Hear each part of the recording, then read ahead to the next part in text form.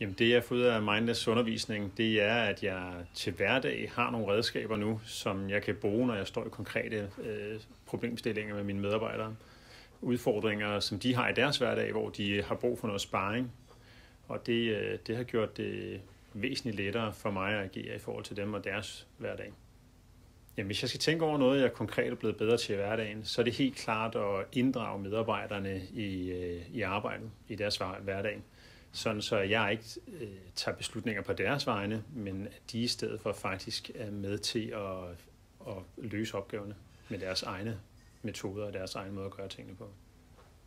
Jamen noget af det, jeg helt klart er begyndt at gøre mere i min hverdag, det er, at jeg har nogle rigtig dygtige mellemledere i de forretninger, jeg har ansvaret for.